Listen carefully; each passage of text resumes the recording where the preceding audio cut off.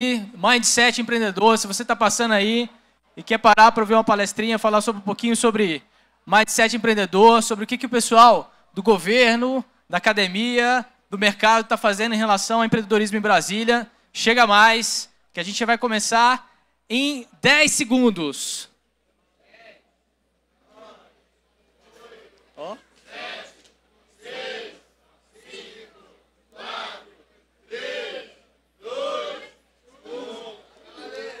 Muito bom. Para começar esse painel, eu gostaria de chamar 4 amigos muito legais que estão fazendo muitas coisas interessantes aqui em Brasília e vamos discutir um pouquinho sobre essas iniciativas aqui, que são Eduardo Castro, coordenador da Coordenação de Inovação da Secretaria do Trabalho. Chega para cá, Eduardo. André Frois, fundador da Cotidiana Aceleradora. E Pedro Begotti, da Coordenação de Inovação da Secretaria de Micro e Pequena Empresa do MDIC. E o quarto sou eu. Pode ser você. Está passando aí. Eu não tenho o quinto elemento. O quinto elemento faltou, deu WO. Bom, gente, eu vou começar me apresentando. Eu sou Leonardo Valença, vice-presidente da ASTEPS, Associação de Startups e Empreendedores Digitais aqui de Brasília. E basicamente a gente tem feito bastante coisa para evolução e amadurecimento do ecossistema aqui de startups do Distrito Federal. Uma das nossas grandes vitórias no ano 2015 foi o primeiro edital de inovação para startups da FAP. Não sei quantos de vocês souberam disso, mas a gente vem fazendo um movimento bastante forte com o governo aqui do DF, e eu quero que o Eduardo fale um pouquinho também sobre isso, para poder incentivar o desenvolvimento e inovação aqui local das empresas de tecnologia do Distrito Federal. Então, depois de me apresentar, eu queria passar a palavra, começando pelo Eduardo, para que vocês pudessem fazer uma apresentação rápida do que vocês estão fazendo no governo, o que vocês estão fazendo no mercado, em prol do ecossistema de desenvolvimento de startups e inovação aqui de Brasília. Vamos lá, Eduardo. Boa tarde, pessoal. Bom, sou lá da Secretaria Adjunta do Trabalho e Empreendedorismo, da Coordenação de Estratégias para Empreendedorismo. E muito do nosso propósito ali é o que o governo de Brasília pode fazer para que Brasília se torne um dos melhores ecossistemas empreendedores do Brasil, principalmente no que tange inovação tecnológica. Brasília, o Distrito Federal é um estado bem particular. Nós não temos um espaço propício para indústrias. Nosso mercado é principalmente serviços e nós temos excelentes universidades. Nós temos particularidades muito interessantes no nosso ecossistema que propicia para que nós possamos ser um grande polo tecnológico. Mas para isso diversas peças têm que se juntar.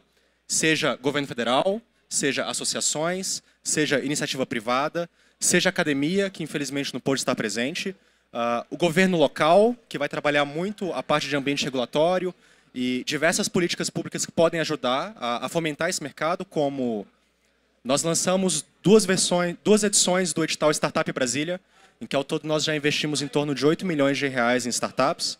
Recentemente, o segundo batch de startups receberam seus investimentos até 150 mil reais em subvenção econômica. Então, esse dinheiro não precisa voltar para o governo. É basicamente o governo de Brasília falando, vai e cria coisas legais. A gente quer que vocês cresçam, a gente quer que vocês gerem empregos, a gente quer que vocês gerem impostos e a gente quer que vocês transformem Brasília em um grande polo tecnológico. E a gente acredita que vai ter uma terceira edição desse edital. Já tem toda uma discussão também de edital para que o governo possa apoiar aceleradoras, porque ninguém melhor do que esse pessoal, que são empreendedores bem-sucedidos, que tem toda uma rede de contatos formadas, para apoiar essas startups, ajudá-los a crescerem, a dar mentoria, etc. Então, por que o governo não pode dar dinheiro para esses players, fazer uma seleção dessas aceleradoras, para que eles sim investam nessas startups e deem todo o apoio que elas precisem para que elas possam decolar? Então, isso também é uma discussão que está sendo feita. A própria Campus Party foi uma ação conjunta das TEPs. As TEPs quem deu o primeiro passo para a vinda da Campus Party para Brasília, e o governo de Brasília foi, endossou e tocou em diante.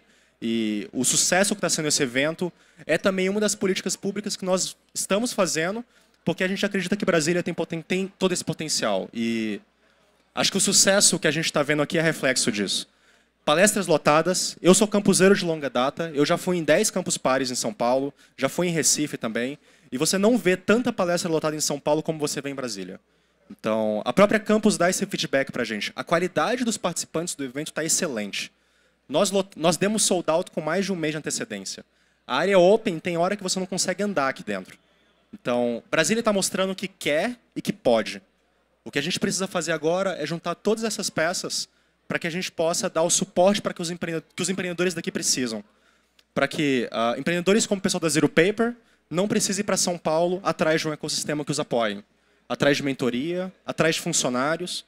Porque uma das grandes queixas deles no passado era: nós não conseguimos contratar gente em Brasília. A gente precisa de programadores ou de profissionais com um perfil X. E Brasília não consegue prover. Então isso mostra que a academia está atrasada. Então a academia precisa estar mais conectada com o mercado para saber que tipo de profissional ela precisa formar para que essas startups possam contratar, para que não tenham que ir para São Paulo. Os investidores daqui precisam estar bem conectados com o ecossistema e precisam receber esse apoio para que esse dinheiro chegue na ponta para que essas empresas possam crescer. O governo do seu lado precisa se preocupar em não matar essas empresas. Então, eu vejo que o que a gente mais precisa fazer é não atrapalhar. Então, se a gente juntar todas essas peças, acho que Brasília tem material de qualidade, tem pessoas de qualidade, para que a gente possa se tornar um bom ecossistema. E muito da nossa preocupação hoje é como fazer isso. Então... Bacana, Eduardo. Obrigado. André Frois, da Cotidiano.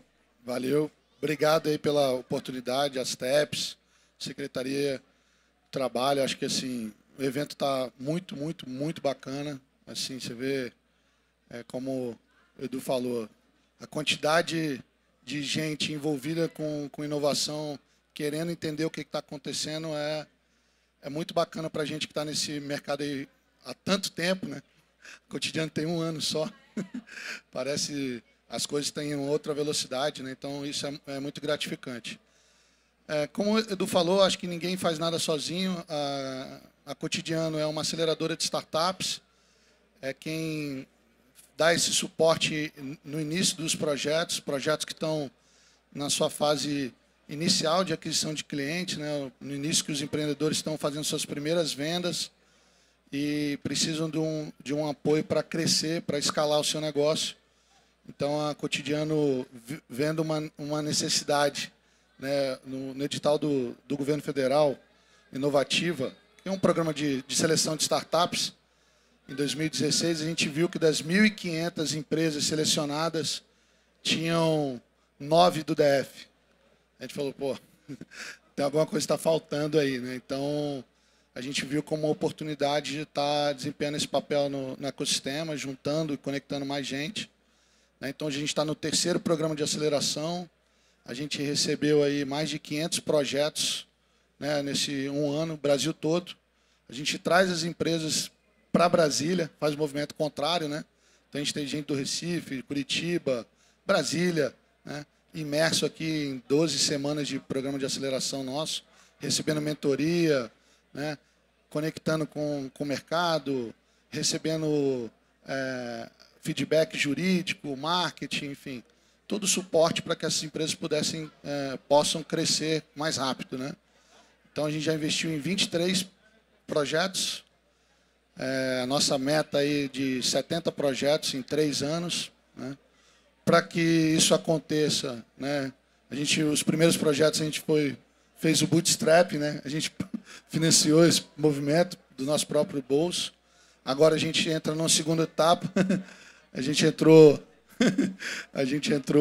uma nova etapa da Cotidiano, que é a gente construir um fundo de investimento para dar esse suporte para os empreendedores e alavancar mais empresas. Então, enfim, é só juntar com mais gente, apoiando as TEPs, apoiando as secretarias, outras aceleradoras. E assim, o legal desse ambiente empreendedor, né? E nosso slide ali reforçando o mindset de que não é concorrência, é colaboração o tempo todo, né?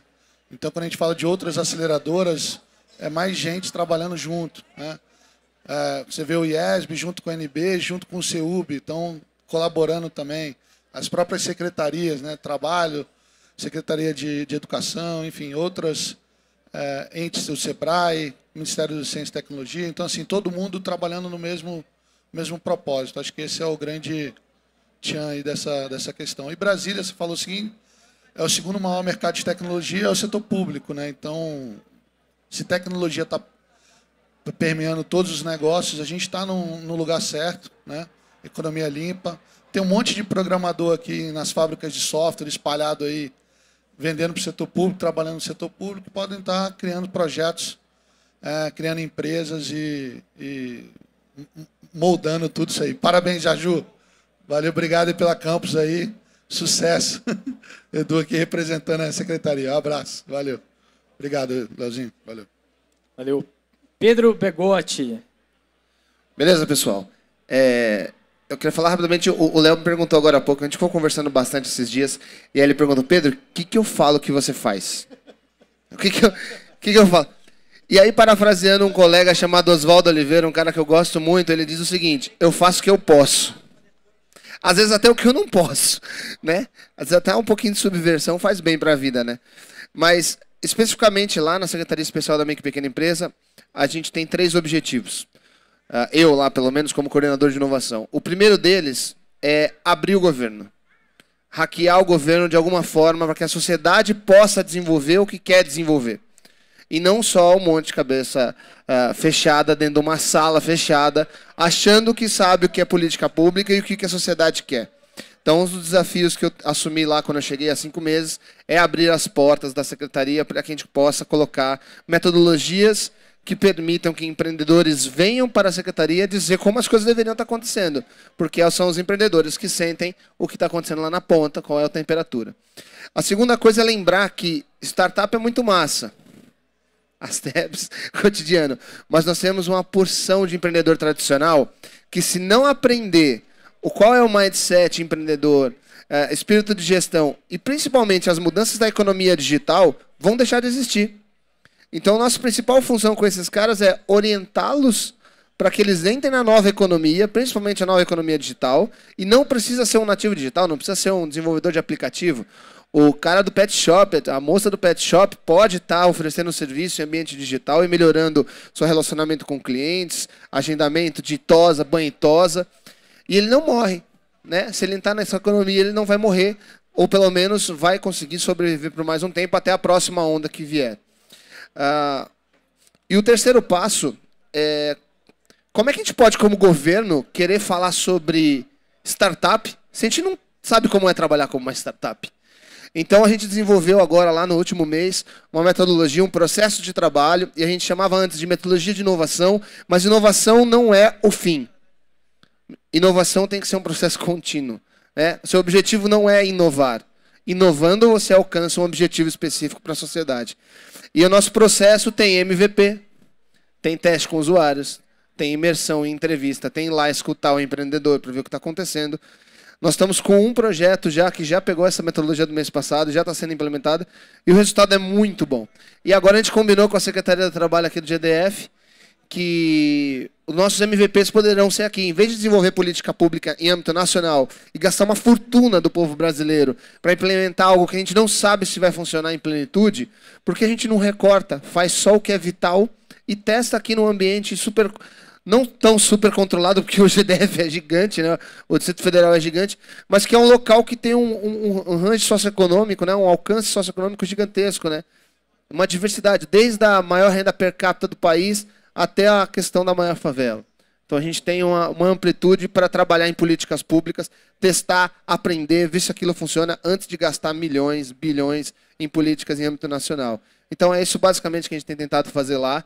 E o empreendedorismo é difícil. Empreendedorismo é custoso. Dói. Todos esses empreendedores que estão aqui, vocês que estão aí assistindo, vocês passaram por um processo doloroso de aprendizado, de engajamento com clientes, de conquista de clientes e principalmente de pagamento de impostos, etc, etc, etc. Intraempreender, quem trabalha em grande empresa sabe o que é isso, e quem trabalha no governo também sabe o que é isso, às vezes é tão ou mais difícil que isso. Então, eu peço para que a gente não fique se tacando pedra um no outro. Eu aceitei o desafio de sair da iniciativa privada para ir para governo, para ir para ser funcionário público, para tomar a pedrada também e saber como é que é o outro lado. Então, ao invés de tacar pedra, vamos juntar as pedras, vamos construir umas pontes juntos. Eu acho que é esse que é o processo, essa é a nova era do empreendedorismo entre a sociedade e o governo. Muito bacana, Pedro. Obrigado. Agora, eu queria tirar o foco um pouquinho das nossas instituições aqui. O Pedro falou um pouquinho das TEMP, Frois falou um pouquinho da Cotidiano, eu falei rapidamente sobre as TEPs, e o Eduardo falou sobre coordenação de empreendedorismo lá da Secretaria do Trabalho. Colocando como foco o nosso tema central, que é Mindset Empreendedor, a minha pergunta é: como que você desenvolveu e aonde você enxerga o início do desenvolvimento do seu Mindset Empreendedor na sua vida? Eu lembro de uma história onde eu estava trabalhando em iniciativa privada, eu sou filho de funcionários públicos, né? Meu pai é aposentado do Banco Central e minha mãe do INCRA. E eu lembro um dia que eu estava em casa e eu cheguei para meu pai e falou assim: pai, acabei de conseguir uma promoção, né, na empresa que eu trabalhava numa empresa que vendia software para o governo. E aí ele olhou para mim e falou assim: Eu falei: pô, mas vamos celebrar. Ele falou assim: celebrar não, rapaz, você tem que largar isso aí e fazer um concurso público. E aí eu falei: pô, mas que sacanagem, eu estou aqui mostrando que eu estou conseguindo performar mesmo, né, dentro dessa orientação máxima ao serviço público, e você está vindo aqui jogar terra no meu sonho, na minha celebração dessa conquista. Então, para mim, foi um desafio grande mostrar dentro de casa que eu poderia, com o mindset empreendedor, com o mindset primeiro intraempreendedor e depois sendo empreendedor, mostrar que a gente poderia ser bem-sucedido, que eu poderia ser bem-sucedido na iniciativa privada e depois abrindo meu próprio negócio e criando meu próprio projeto. E eu queria perguntar para vocês, como é que foi isso na sua história? Na história de cada um de vocês, como é que você desenvolveu isso, esse mindset empreendedor? É difícil entender como essas coisas nascem, né? Empreender, para mim, é fazer. Vai lá e faz. Então, eu vejo como empreendedor uma pessoa empoderada que resolve seus próprios problemas, ou os problemas de outras pessoas. Mas são as pessoas que fazem. E bem, eu e o Pedro, nós somos servidores públicos. Eu prefiro ver que eu sou um empreendedor público. Então, eu já tive experiência de trabalhar com a empresa do meu pai, de tocar novos negócios e criar novos produtos. Eu já tive experiência de trabalhar na iniciativa privada. E nenhuma dessas coisas me encantou muito. Não causou meu brilho no olho. Acho que muito do que sempre me encantou foi ajudar as pessoas e resolver problemas sociais grandes. Como que eu mudo o Brasil? E eu vejo que o papel do servidor público deveria ser o seu propósito, mudar o Brasil. E para isso a gente precisa de empreendedores dentro do governo. Empreendedores que chegam lá dentro e queiram tocar projetos com o objetivo de mudar o Brasil ou mudar algum microcosmo específico, alguma realidade específica. Então, por isso que eu gosto de ver que empreendedorismo não é necessariamente um empresário ou o cara que cria empresa, mas é o cara que vai lá e faz. É a pessoa que resolve problema, que cria solução. E acho que a criação disso... Acho que tem muito a ver com o seu ciclo social. O ciclo social definitivamente impacta muito. Ano passado eu conduzi uma pesquisa sobre o ecossistema empreendedor do Distrito Federal, em que eu conversei com uma série de empreendedores para tentar entender qual que é o cenário deles. Como que é a vida deles. E muitos empreendedores se queixaram da dificuldade que é você está sozinho em um barco, você está sozinho em um sonho. Muita gente se queixou, cara, é foda. Às vezes eu estou com uma startup, estou com uma empresa, eu estou tentando perseverar, eu estou ali tentando fazer sair do outro lado, mas não entra dinheiro, não dá certo. E aí eu vou pro bar com os meus amigos e é tudo um bando de servidor público que não tem nenhum problema na vida. Então, a galera não reclama de dinheiro, a galera não reclama com medo de não dar certo, a galera é estável, a galera está tranquila. Aí você vai para o almoço de família e é o que o Léo comentou. O nosso referencial de sucesso não é o empresário. Não é a pessoa que foi trabalhar no Google, não é a pessoa que foi trabalhar no Facebook. É a pessoa que passou no concurso da Câmara dos Deputados. Você chega no final de semana, todo mundo está falando: nossa, fulano passou no concurso da Câmara. Nossa, Léo, você é tão inteligente, você é tão competente, por que você não faz concurso do TCU? Então, esse é o nosso referencial de sucesso. E aí você mata o empreendedor. Você mata aquela fagulha de mindset empreendedor, em que a pessoa está ali no gás, está tentando, mas ela está recebendo estímulos o tempo inteiro para ir para o outro lado. Isso é um grande problema de Brasília. Por isso que eu acho que o ciclo social influencia muito também. Então, como que a gente cria uma rede de pessoas que possam fortalecer esse mindset empreendedor e possam ajudar esse empreendedor a perseverar? Isso é uma dúvida que eu tenho em Brasília. Como que a gente faz isso? Como que a gente conecta as pessoas? Acho que a Campus Party é um caminho para isso. Quando você coloca esse bando de jovem genial aqui dentro, junto, sentado na mesma cadeira, assistindo palestra junto, fazendo um hackathon junto, vendo esse monte de startups aqui no Startup and Makers, você está criando conexões. Você está fazendo com que aquele jovem que está sozinho, está perdido, ele conheça outros pares. Ele conheça outras pessoas que têm as mesmas dificuldades. Ele conheça outras pessoas que na sexta-feira ele pode chamar para um happy hour e ele pode contar as dificuldades que ele está tendo. E o amigo dele vai falar, cara, continua. Porque eu passei pela mesma coisa um tempo atrás, eu fiz isso, isso e isso, eu consegui chegar lá. Você tem um exemplo a seguir. Então, acho que no meu exemplo eu tive muito exemplo do meu pai. O meu pai é um empreendedor. E ele foi empreendedor tanto na iniciativa privada quanto na iniciativa pública. Então, ele pode dizer que ele teve um papel muito importante na criação das áreas de tecnologia no governo federal. Isso muito tempo atrás, lá na década de 80, quando ninguém acreditava nele, e ele falava de tecnologia, ele falava de internet, e ele foi e criou o primeiro site de um órgão público brasileiro, que foi o site do STF. E esse site foi considerado o site mais inovador em governo em muitos anos. E depois ele criou a própria empresa dele, hoje a empresa dele é bem-sucedida, ele tem clientes no Brasil inteiro. Ele sempre foi alguém, eu digo que ele sempre teve fogo no rabo, ele nunca aguentou ficar quieto, ele estava sempre fazendo alguma coisa. Então, acho que no meu caso, a influência do meu pai foi muito forte em mim. Essa coisa de ir lá e fazer. E meu pai sempre me mostrou que é possível fazer. Então, nada é melhor do que trabalho duro, né? E nada é melhor do que você ter uma rede que te apoie também. Então, é aquilo, sozinho a gente não vai a lugar nenhum. Então, eu tive muita sorte de ter a rede que eu tive que me apoiou, ter os meus pais que me apoiaram, ter a experiência que eu tive, seja na empresa dele ou seja criando as minhas próprias coisas. E acho que isso alimentou esse mindset. No meu caso, de querer empreender dentro do governo, ao menos por hora. Eu não sei por quanto tempo isso vai se manter. Mas hoje o meu objetivo é esse. E onde quer que eu vá, acho que esse mindset de criar vai me acompanhar. Valeu, garoto. Vamos lá. No meu caso, assim, eu remetendo assim, acho que o grande ponto mindset empreendedor é você está fazendo o que você gosta também, né? O que te desafia, mas ao mesmo tempo você sente prazer também. Eu fui funcionário público, né, trabalhei no SERPRO, aí eu saí do SERPRO, fui para a iniciativa privada, na área de tecnologia, empresa aqui de Brasília. Aí eu saí, fui trabalhar na empresa americana, multinacional americana. Saí, fui trabalhar na multinacional chinesa. Saí de novo, vim para uma empresa daqui de Brasília também, na área de tecnologia. Virei sócio, agora montando a minha própria empresa. Então, assim, no final das contas, eu acho que, independente se você é empresário, se é empregado, se você é sócio ou não, você está fazendo o que você gosta e o que te desafia, né? Acho que é isso que o Edu falou, né? Você está resolvendo o problema, está se desafiando. Acho que esse é o grande ponto. Se desafiando, mas com o equilíbrio de estar fazendo algo prazeroso, né?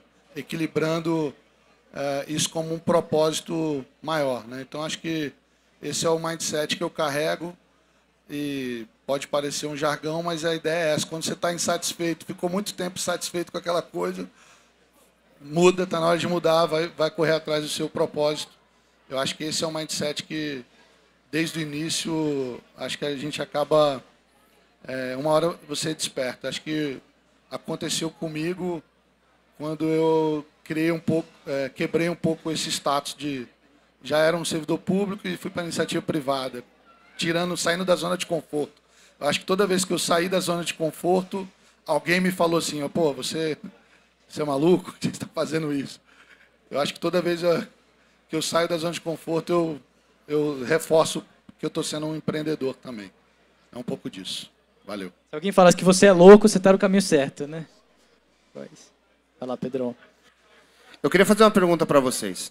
Levanta a mão quem viu algum copo sujo no chão, algum copo descartável, garrafa. Não é possível, vocês não viram copos sujos. Você viu, cara? Você viu o copo no chão? Você viu? Você pegou? Alguém pegou alguma coisa do chão e jogou no lixo hoje? Você fez isso? Por que você fez isso? Alguém vai ter que fazer isso uma hora, estava sujo, não era para estar no chão. Eu acho que o mindset empreendedor é esse. É essa indignação que o Froz acabou de falar e eu preciso fazer alguma coisa. Ontem eu saí daqui...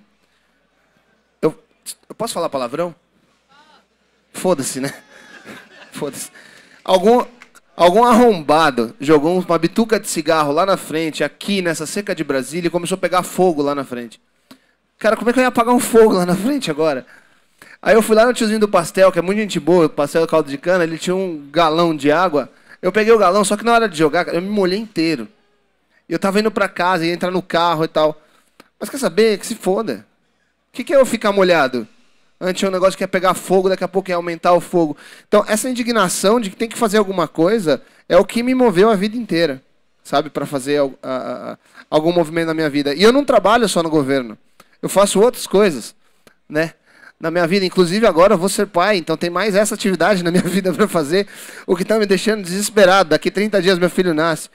Então, na minha vida sempre foi assim. E se ainda tiver tempo, eu queria contar uma história rapidinha. Com 10 anos de idade, isso em 1997, sim, eu tenho 30 anos, parece mais, mas é que deu uma estragada na carcaça. A estrada era ruim, sabe? Tinha uns buracos na estrada. Mas eu tinha 10 anos e meu pai na época ainda fumava e ele me dava dinheiro para comprar o cigarro. Ele me dava R$5 no domingo para comprar um cigarro e o jornal dele, que ele gostava. E esses R$5 eu normalmente gastava nas figurinhas da Panini do Campeonato Brasileiro. Hã? Aí, tá vendo? É, exatamente. E na cola. Só que nesse dia, eu sempre gastei tudo. Meu irmão sempre foi disciplinado e guardava o dinheiro dele. E ele tinha o dinheiro no final do ano e eu não. Eu gastava todo domingo, eu gastava o meu dinheiro. E aí eu cheguei, na banca de jornal, tinha um negócio de que você furava, caiu uma bolinha colorida, e aquela bolinha colorida era algum brinde da banca de jornal. E eu ganhei um relógio da Dumont verde, era lindão o relógio. Só que eu tinha gasto R$1 só. E a gente tinha um time de futebol da rua. E a gente queria muito disputar com as outras equipes das outras ruas e tal. Eu fui na banca de jornal, voltei na banca, pedi uma rifa e rifei o relógio. Minha avó ganhou, me deu, eu rifei de novo. Voltei na lojinha do lado da banca de jornal, comprei 10 camisetas Hering branca, cartolina e uma lata de spray. Pintamos os números na camiseta e nosso time de futebol tinha uniforme. Isso foi com 10 anos, obviamente que para fazer as letras na cartolina eu contei com a ajuda adulta. Mas tudo começou porque a gente queria ter um time de futebol. E eu gostava do futebol, mas ao invés de gastar na figurinha, eu resolvi gastar na rifa e no relógio, lá apostando no relógio. Eu não sei onde foi parar esse relógio. Eu não sei se eu teria rifado ele hoje, porque ele era muito bonito. Mas na época a vontade de jogar futebol era maior e ter o time de futebol era maior. Mas acho que a história da garrafa, do copo... E aliás, convido vocês a olharem um pouco mais para o chão do nosso evento e ajudar a manter ele um pouco mais limpo, se vocês puderem. Isso é um mindset empreendedor. É descobrir que você quer causar um impacto na vida de alguém ou na sua. Pode ser egoísta o empreendedorismo, não tem problema. Mas que seja uma coisa boa, que você sinta prazer com o que você está fazendo.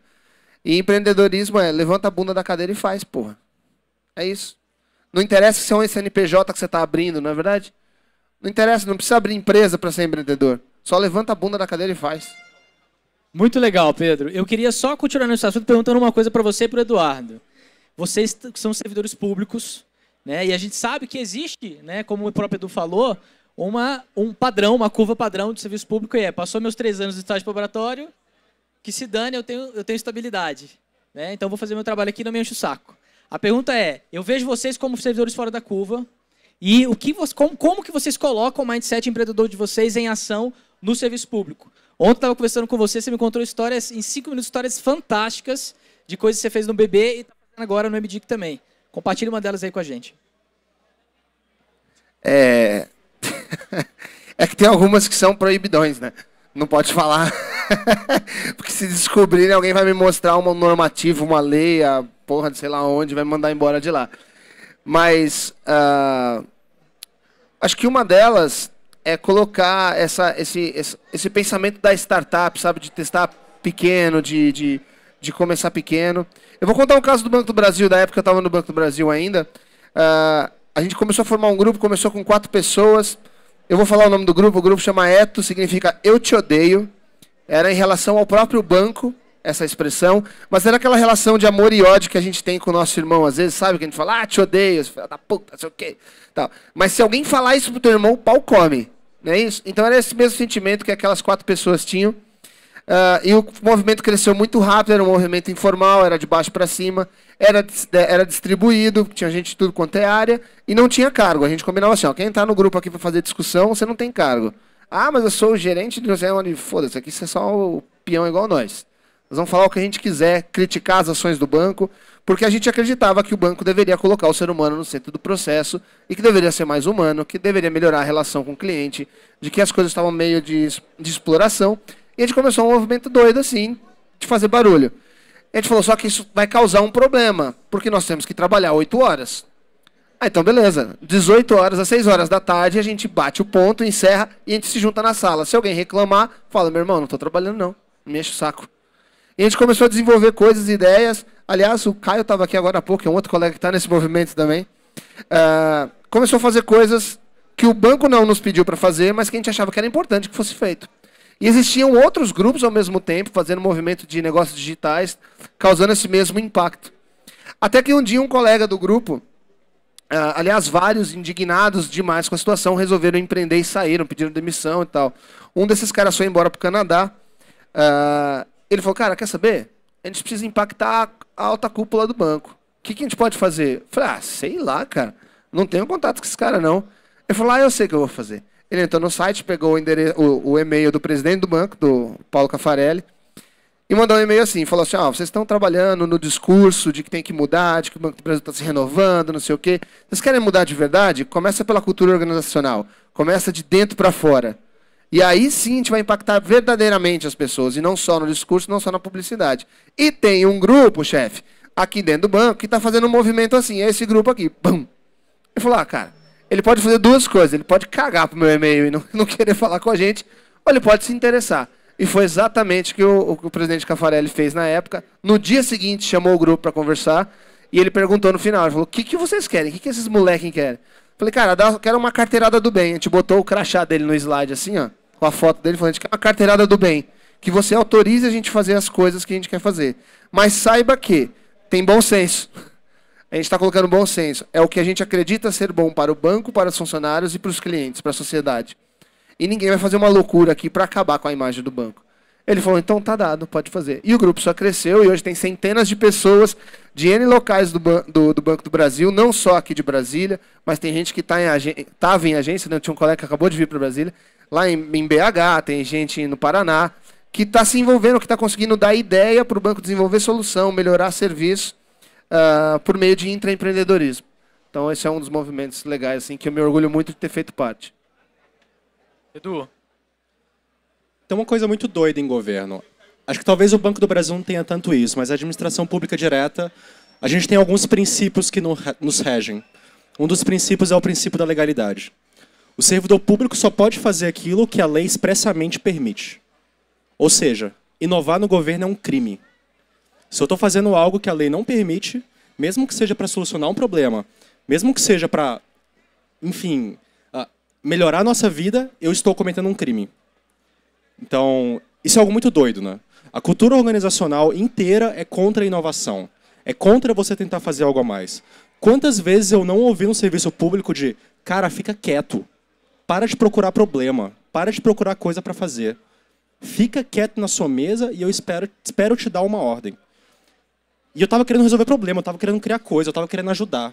Mas, por diversas vezes na minha vida, na minha carreira como servidor público, que já tem 6 anos, eu ouvi, fica quieto na sua mesa. Para de procurar problema. A gente não está pedindo para você fazer nada. Hoje, por muita sorte, eu estou na Secretaria do Trabalho. Tem muito trabalho. Eu estou numa secretaria que o secretário bota fogo para eu fazer as coisas, me dá espaço para eu fazer as coisas, e nunca me falou, fica quieto no seu canto e para de procurar problema. Sempre foi, me traga problema. Me traga problema para resolver. Vamos resolver as coisas. Então, eu sempre me pergunto como que a gente cria esse mindset empreendedor no serviço público. Porque se você for ver a história do serviço público, o serviço público ele é muito preso a heróis. Hora ou outra aparece um servidor público maluco que quer mudar o mundo e ele é o herói. Ele faz uma série de coisas, ele cresce, ele vai embora. Aquele órgão morreu de novo. Até que nasce um novo herói ali, talvez demorem alguns anos. E quantas vezes eu não ouvi isso de tipo, cara, eu nunca vi um servidor público como você. Eu nunca vi um servidor público que quer fazer as coisas, que tem esse propósito de querer mudar o Brasil, ou etc. Então eu acho que talvez eu esteja me tornando um desses heróis. Mas isso é muito errado. Quando vai vir o próximo herói? E eu por muita sorte, eu também estou me conectando com muitos heróis que são muito mais experientes do que eu. E que me ensinam muito e que me inspiram muito. Muito da minha dúvida hoje é, como que a gente torna a aparição desses heróis no serviço público algo sistemático? Algo que não nasça a cada 5 anos em alguma secretaria perdida, esse cara vai ser descoberto, esse cara vai crescer. Isso tem que acontecer o tempo inteiro. As pessoas que estão no governo têm que ter espaço para conseguir resolver problemas e conseguir expor as suas ideias. Coisas como o movimento Eto no Banco do Brasil, para mim, mostram por que o Banco do Brasil, sendo um banco público, é um dos bancos mais inovadores do Brasil. É muito por causa das pessoas. Então, o desafio é muito esse. É como que a gente dá espaço para que esses heróis, para que esses malucos, para que esses inquietos, para essas pessoas que têm fogo no rabo, tenham um espaço para correr e fazer o que eles querem, para resolver problemas. Então, acho que muito do desafio do serviço público é esse. Porque se a gente der espaço para essas pessoas, a gente não vai estar dando espaço para pessoas que vão, às vezes, ganhar milhões de reais. Mas vamos criar espaço para pessoas que vão resolver o problema de milhões de pessoas. Que vão mudar a vida de milhões de pessoas. E por isso que eu acho o governo algo tão lindo. E é muito errado quando a gente olha a nossa cultura, qual que é o incentivo para as pessoas fazerem concurso público? Ninguém nunca me falou na minha história que eu poderia entrar no serviço público para mudar o Brasil. As pessoas me falaram, entre no serviço público pelo salário. Entre no serviço público para trabalhar pouco. Entre no serviço público para ser estável. Cara, se a economia do país quebrar, os servidores públicos vão ser os primeiros a se fuder. Então, acho que estabilidade é uma das coisas que definitivamente a gente não tem. Eu não confio que o meu salário vai vir em dia por muito tempo. Mas eu confio que se os servidores públicos se empoderarem para que eles possam resolver problemas, eu acho que um dos caminhos para a economia do Brasil vai estar aí. Porque a gente vai reduzir o tempo de abertura de empresa, porque a gente vai diminuir a desigualdade social, porque a gente vai melhorar a educação do Brasil, e educação é o primeiro passo para você ter um país rico no futuro. Então, eu acho que a chave para o Brasil está ali. Mas esse discurso tem que vir. A gente tem que criar esse mindset nos nossos jovens, para que eles não entrem no serviço público querendo trabalhar pouco e ganhar muito, mas que eles entrem no serviço público querendo mudar o Brasil. Então, acho que muito do mindset, do desafio, está aí. Bacana, Edu, obrigado. Pedro pediu para contar mais uma história. Só um comentário sobre o que eu adoro. Desculpa, eu sou meio Faustão mesmo, foi mal. É só um comentário sobre o começo da sua fala. Ontem eu assisti um filme, não sei se você assistiu um filme chamado Lion. É massa, né? Eu fiquei 5 minutos chorando depois do filme, eu admito, eu fiquei chorando. E eu assisti também um outro chamado Estrelas Além do Tempo, faz 2 semanas, de computadores humanos, mulheres negras da NASA, que ajudaram em todo o projeto espacial, na corrida espacial americana, que foram o sucesso graças a essas mulheres e tudo que elas passaram, todo o sofrimento que elas passaram.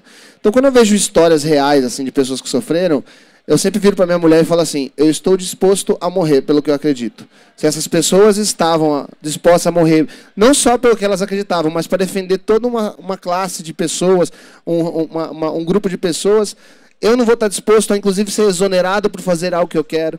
Então, eu só queria comentar isso, que quando o cara vira para mim e fala, você não tem que fazer isso, porque isso não está na lei. Não tem... Cara, se eu acho que é o correto a fazer, eu vou fazer. Mesmo que alguém me exonere por isso, mesmo que alguém vá lá bater na minha porta, que eu receba o japonês da Federal. Eu só vou fazer... Eu não vou fazer nada ilegal que cause prejuízo para as pessoas. É aquele lance de ser sensível, né, do bem.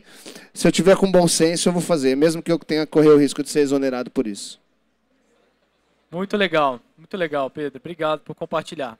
Bom, vamos falar um pouquinho sobre ecossistema agora. A gente tem aqui a aceleradora, a gente tem entidades de governo, a gente tem associação.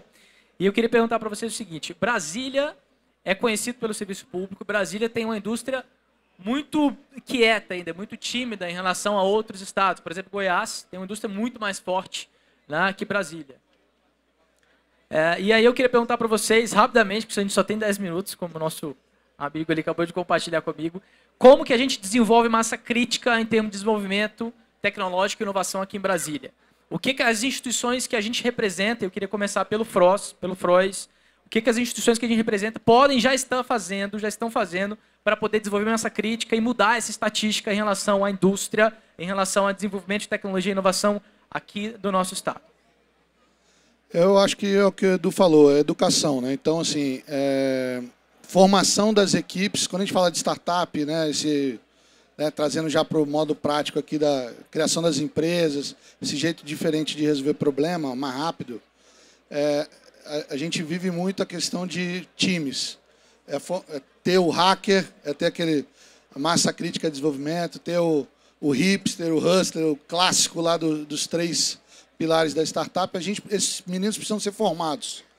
E a universidade hoje elas não estão formando com esse viés, né? Então, o que a Cotidiano fez em parceria junto com o IESB nesse programa de aceleração é aproximar esse jeito de criar empresa da universidade, botando ele nesse track.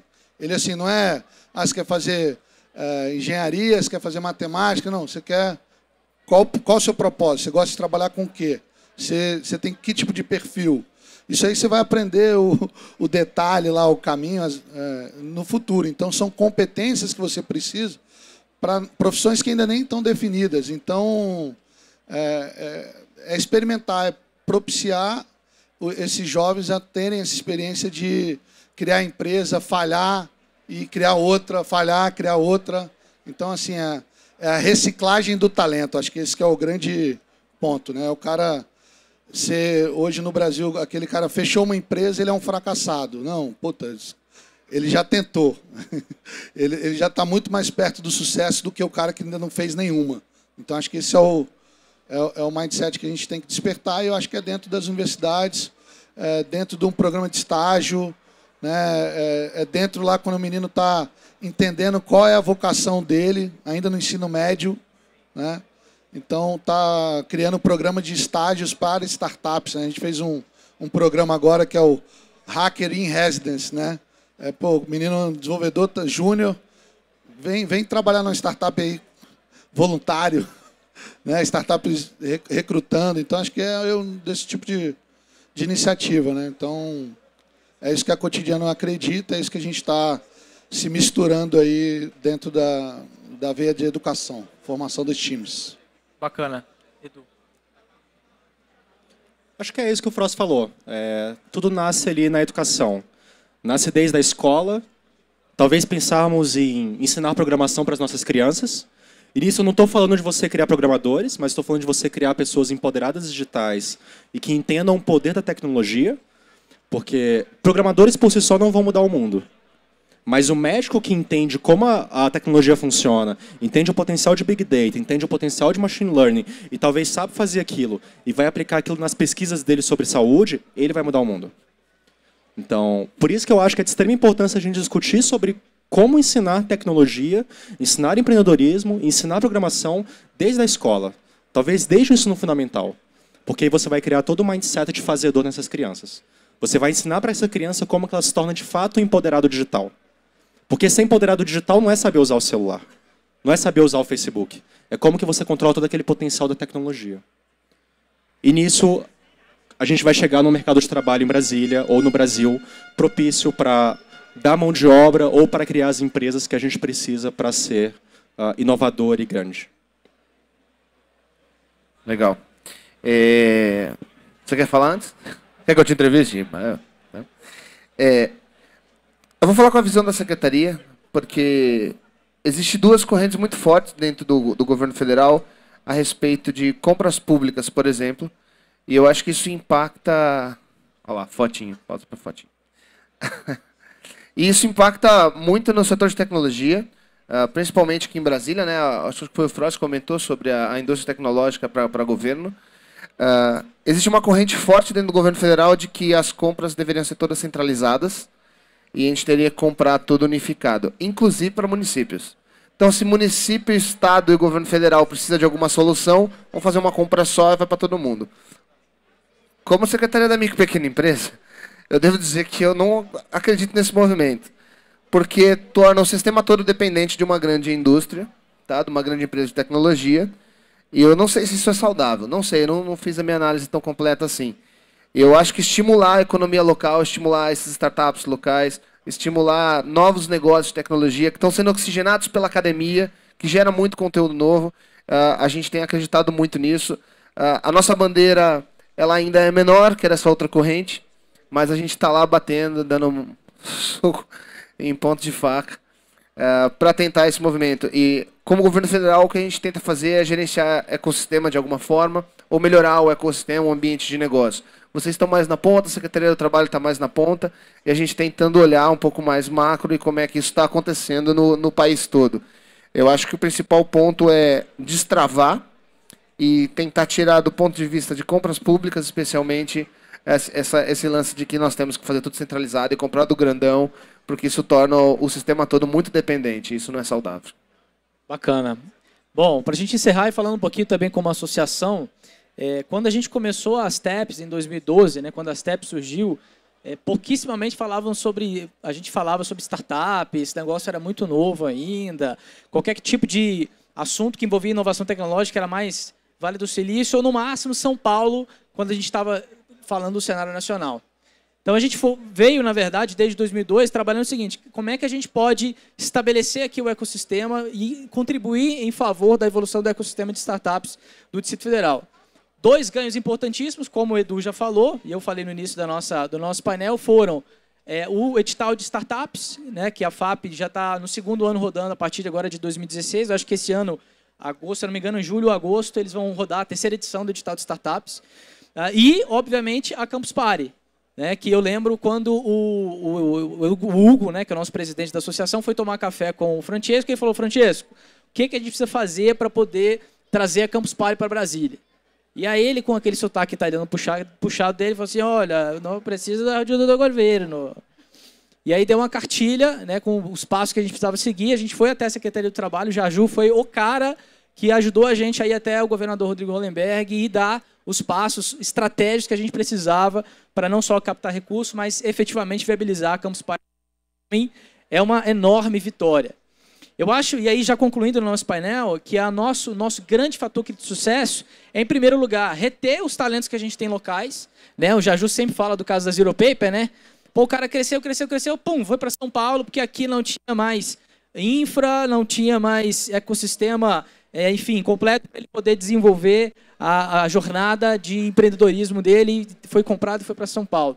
Então a pergunta que a gente faz é: como que a gente retém os talentos que a gente tem aqui, incentivando as aceleradoras, incentivando as entidades de governo, né, fazendo com que a associação, né, e outras entidades representativas do setor se fortaleçam e trabalhem de maneira julgada, de maneira, né, a apoiar umas às outras, e, evidentemente, trazendo recurso aqui para a cidade. Né? Acho que a gente tem, no nosso quintal, e eu falo muito isso, a gente tem o maior comprador de tecnologia da América Latina, chama-se governo federal.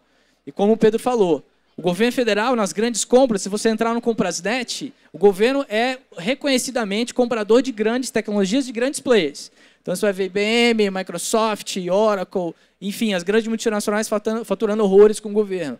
A pergunta é: será que a gente consegue mudar esse cenário? Será que a gente consegue fazer com que a gente desenvolva massa crítica aqui dentro de Brasília para que o nosso quintal reconheça essas tecnologias e possam comprar dessas startups? E aqui a gente monte um ciclo virtuoso de compra e de oferta e de crescimento e desenvolvimento de soluções tecnológicas que vão atender o governo e daqui sair para outros estados, de repente até para outros países?